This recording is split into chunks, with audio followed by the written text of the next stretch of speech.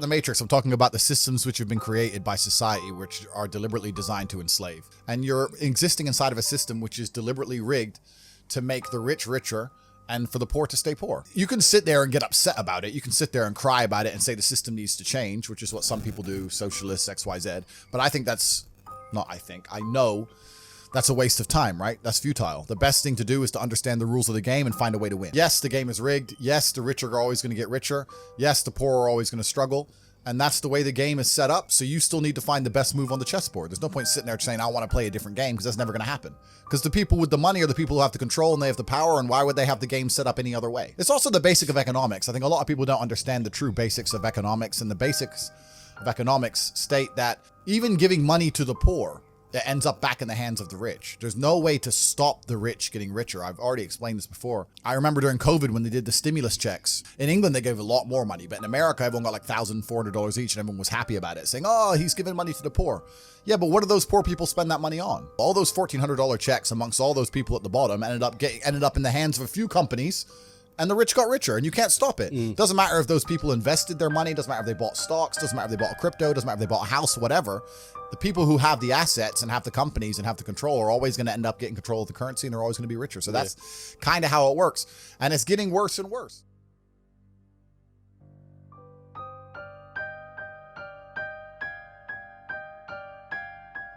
The people who control the money are going to control the world. The true matrix, the people who truly control it, they want as much influence and power as possible. This is human nature. If you have a company, you're not going to hire employees who disagree with you and don't listen to you. You're going to want them to be as compliant as possible, just like you're going to want your woman to be as compliant as possible. It's who you are as a man, right? So if you're one of the most important, powerful billionaires on the planet, you're going to want as much power over the world as possible. You want people to be compliant. So you're going to look for that outside support structures and attempt to attack them. So if you're trying to teach the children X, but their parents are trying to teach them Y, you're going to say that we need them to spend less time around their parents. So how do we do that? We need the parents to be more busy. We need them to go somewhere. All of us, every man on earth, has an innate instinct for power and control. We're all human. We're not pure creatures. You may believe, it's not even necessarily evil. You may believe that you're helping them. They don't understand the world. They're the little peasants. They're the ants. I'm the big billionaire. I'm going to teach them things they don't know they need to learn yet. Their mother is outdated. She's in their ear. We're going to separate them so I can help the kids. They may think they're doing it for a good reason, but what they're really doing is trying to propagate their own personal worldviews on other people, as we all do, as you do, as I do, etc. They just managed to have a lot more influence and more power to do it. You talk about governments. The fuck is a government? Governments are bought and sold. That's all bullshit, right? But there's people in charge of the world who want us to listen when they talk, and they're going to do their very, very best to stop anybody or stop any kind of power or support structure which is going to prevent that. It's done on purpose. This is why they also try and ensure that the people of most nation states are infighting. This is why government and politics, everything is the biggest lie in the world. You have Democrats and Republicans arguing with each other all fucking day when they are two sides of the same coin. And the people in charge of all of it are laughing. Start civil war first. Let's get them uneasy. We don't working together on me now. Let's man. Well, you're Democrat, you're Republican. You're black, you're white, you're brown. You're gay, you're straight. You're a man, you're a woman. You're this, you're that, you're this, you're that. And everyone's gonna sit there and fucking argue all day, and they're gonna sit at the top laughing. There's more of us than there is of them, but they don't think that. They're very, very smart. England conquered India with less than 100,000 troops. There was millions of Indians. And the supply line is 9 months long. How do you do it? You turn up, you turn one team against another team, one family against another family, one tribe against another tribe. Arm one side, they start winning. Oh shit, we need to take some power back. Arm the other side. Do. It's basic foreign policy. And it's internal policy. It's basic. It's how it's always been. And then before you know it, who runs India? The British. You can't have people united.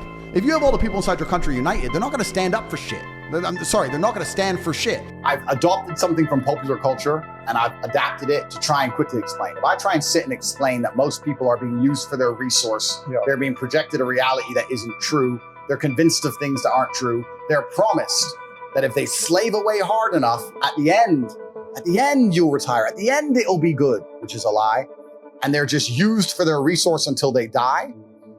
To get into that and explain it at length is difficult. But if I say you're inside of the Matrix and they've seen the movie, they're like, what do you mean? You're inside of the Matrix. You're living inside of a projected reality and your body heat is being extracted in real time for the machines. That's what's happening to you. And they're like, I don't understand. You will understand once you break free. How do I break free? You break free when you can talk freely. I'm not that financially driven. I just understand if you don't have money, you can't have an opinion. You can't say what you think. You can't do what you're not told to do because then you can't pay the mortgage. If they say wear a mask to come to work, even no matter how much you know that mask is fruitless, you must pay the bills. You must comply. That's the matrix. You have no force but to comply. It's only when you get to a point of money where you can say, no, my principles are worth losing X million. That's when you can escape the matrix. Money is a primary motivator to escape. I've always been interested in freedom more than money. It's not about having nice things. It's about having freedom of mind and freedom of thought, and freedom and autonomy of my own body. That requires money.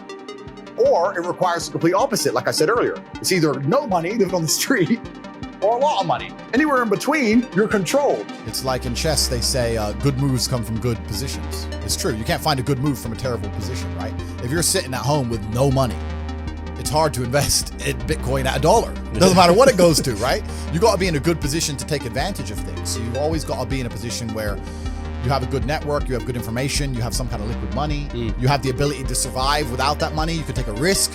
Like, it's hard to set yourself up. I'm in a position now where I'm in the NBA. I'm an NBA player. I can never go broke again. So it doesn't matter, right?